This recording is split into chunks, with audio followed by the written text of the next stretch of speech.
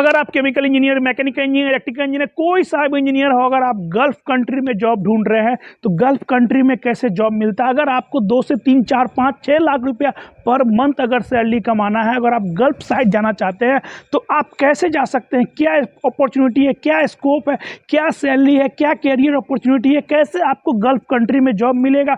मैं 12 साल से मैं भी ट्राई कर रहा हूँ गल्फ कंट्री में, क्योंकि वहाँ अच्छा खासा पैसा मिलता है। तो कैसे कैसे आप जा सकते हैं गल्फ कंट्री में। गल्फ कंट्री में जॉब लेने के लिए आपको क्या क्या करना पड़ेगा, कौन कौन सी गल्फ कंट्री है जहाँ पे सबसे ज़्यादा पैसा मिलता है, कैसे एक केमिकल इंजीनियर गल्फ कंट्री की तरफ मूव कर सकते हैं, कितना सैलरी मिलता है, क्या प्रोसेस है, क्या स्टेप है, आप ऐसे अपने लाइफ में, अपने अपॉर्चुनिटी में, अपने लाइफ में क्या ऐसा करें तो ताकि आपको इजीली गल्फ कंट्री में जॉब मिले। तो आज के वीडियो में बताने वाला हूँ scope and career opportunity of a chemical engineer या और कोई भी इंजीनियर हो इन Gulf country.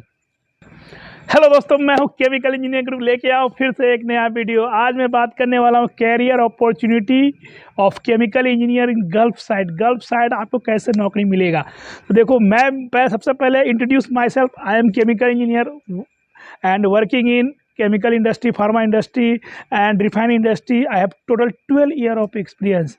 I am also trying to get job in Gulf country, but I can't get opportunity till now. Still I am trying. तो मैं बताता हूँ कि मैंने क्या गलती की, मुझे कोई अपॉर्चुनिटी क्यों नहीं मिल रही है, या अगर कोई जाना चाहते हैं तो उसके लिए क्या क्या करना है, गल्फ कंट्री कौन सी है। पहले तो ये पता नहीं है कि गल्फ कंट्री कौन सी है और कैसे वहाँ पहुँच सकते हैं। उसके लिए आपका पहला स्टेप, पहला कदम क्या होगा तो मैं बताऊँगा।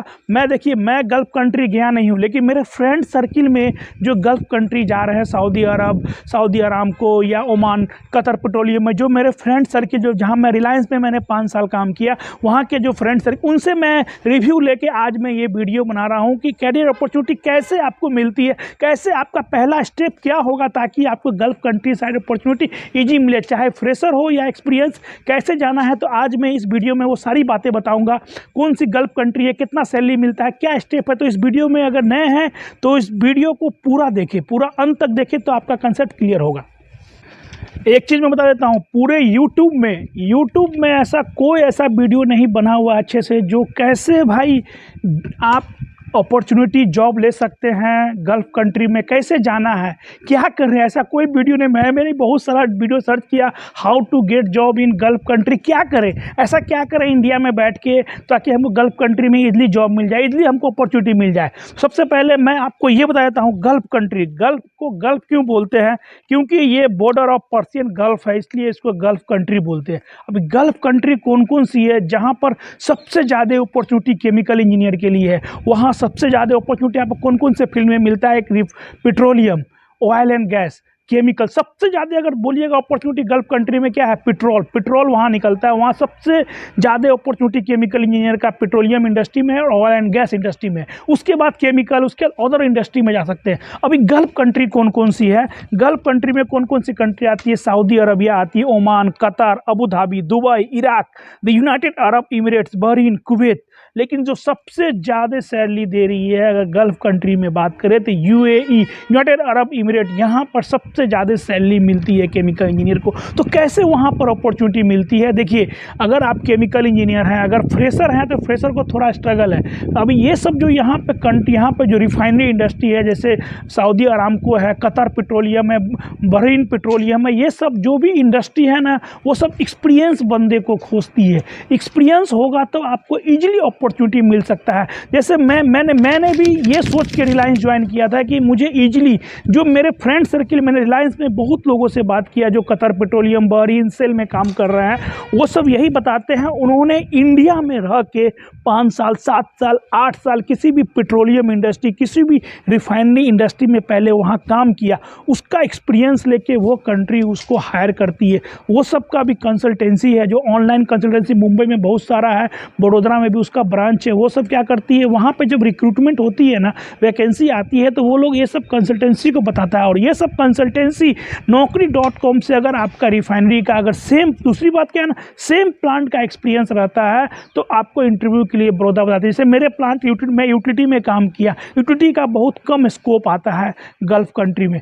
हाँ, प्लांट में है, एक दो को वैकेंसी आता है। तो मेरा जो फ्रेंड था, मेरा जो सीनियर था एक, उसका गल्फ कंट्री में अभी वो जॉब कर रहा है, मैंने उससे भी बात किया था, तो उसने भी बड़ौदा में आके इंटरव्यू दिया था, उसको अच्छा वहाँ इंटरव्यू दिया, इंटरव्यू क्रैक किया, उसको हो गया, 3 लाख रुपया स्टार्टिंग दिया। मेरा एक सीनियर था, उसको 5 लाख महीना कमा रहा है। एक मेरा फ्रेंड का फ्रेंड गया, वो 6 लाख महीना कमा रहा है।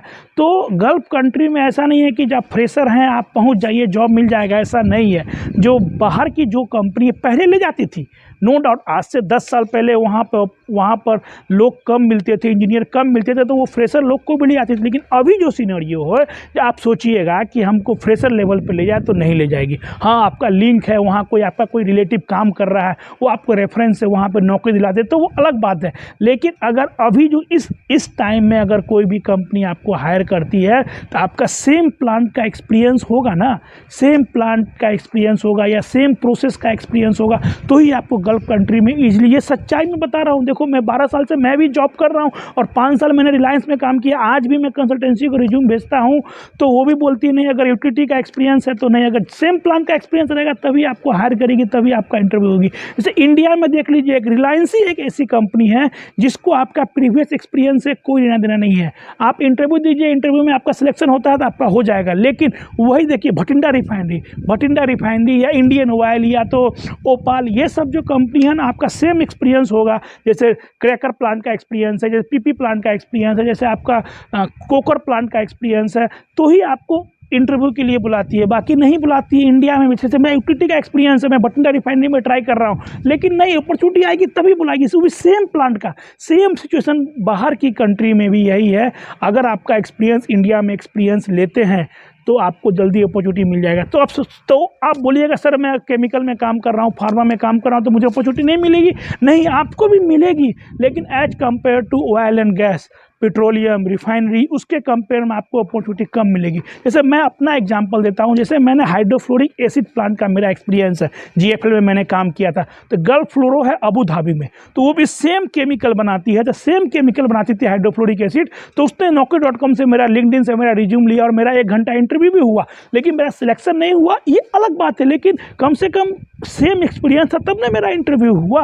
तो आप जो सोचिएगा कि हमको सेम एक्सपीरियंस नहीं है, हमको दुबई में जॉब मिल जाए, कतर में जॉब मिल जाए, सेल में जॉब मिल जाए, तो ऐसा नहीं होता है। उसके ऑनलाइन वेबसाइट में, मेरा एक कंपनी का फ्रेंड था, उसने सेल के ऑनलाइन वेबसाइट में जाके कैरियर में अप्लाई किया था। 6 महीना, साल भर बाद उसको अपॉर्चुनिटी आया और वो गया इंटरव्यू देने, इंटरव्यू दिया और उसका हो गया। 3 लाख ऑपरेटर लेवल पर, डिप्लोमा केमिकल था या बीएससी था, उसको 3 लाख स्टार्टिंग दिया। फैसिलिटी, इतना ज़्यादा फैसिलिटी मिलती है ना। अगर आपको Qatar petroleum, Shell, Saudi Aramco में अगर अपॉर्चुनिटी मिल जाती है ना, दोबारा इंडिया में कभी, वहाँ अगर 5 साल अगर आप काम कर लिए तो इंडिया में दोबारा आपको काम करने की ज़रूरत ही नहीं है, इतना पैसा मिलता है वहाँ। तो मैं कुछ कंपनी के नाम बता देता हूँ जो गल्फ कंट्री में जो अच्छा खासा पैसा देती है। जैसे chemical engineer, ADNOC, Petrofac, Bahrain Petroleum, Borouge, Saudi Aramco, Kuwait Petroleum, Abu Dhabi National Oil Company, बाकी ऐसा बहुत सारा कंपनी है जो केमिकल इंजीनियर को अच्छा खासा पैसा देती है। और एवरेज सैलरी पता है आपको कितना है?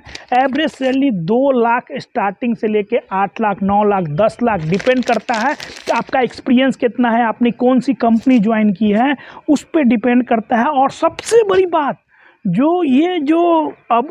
ये जो गल्फ कंट्री है, जो गल्फ कंट्री में मैंने ये सुना है, यूएई, यूनाइटेड अरब इमिरेट्स में, वहाँ पे टैक्स फ्री है, टैक्स नहीं है सैलरी पर।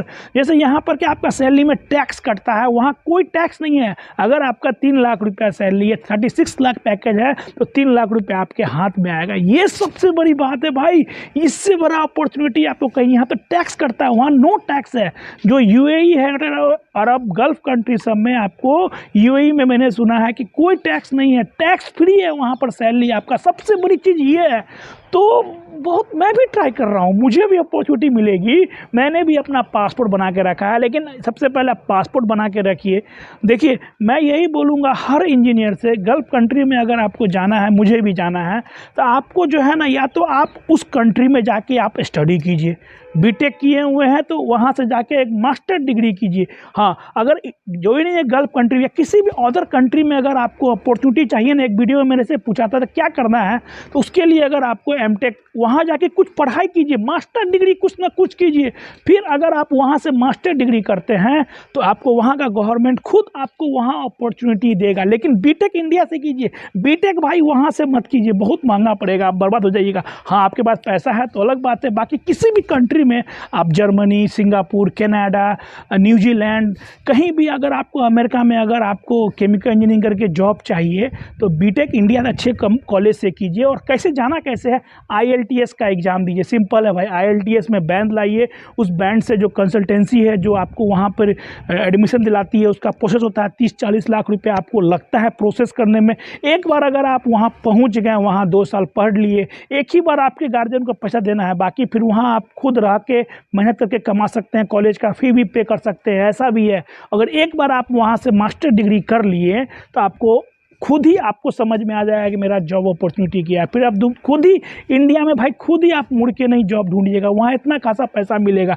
अगर आप सिंगापुर से अगर मास्टर डिग्री करते हैं, या कनाडा से, या अमेरिका से, या लंदन से, कहीं से भी अगर बीटेक करने का मास्टर डिग्री करते हैं ना, तो आपको बहुत बेनिफिट मिलता है। ऐसा नहीं बोलता हूँ मैं, गल्फ़ में ही जाके कीजिए, इंडिया से बाहर किसी भी कंट्री में जाके कीजिए, आपको ईजिली जॉब मिलेगा। लेकिन अगर गल्फ़ कंट्री में अगर अपॉर्चुनिटी मिल जाता है भाई साहब, हम भी ढूंढ रहे हैं भाई, हमको भी भगवान करे कभी मिले। हमने भी पासपोर्ट को रिन्यू किया, मैं भी ट्राई करते रहता हूं, लेकिन यही दिक्कत यही है कि एक तो फ्रेशर को जल्दी लेती नहीं है।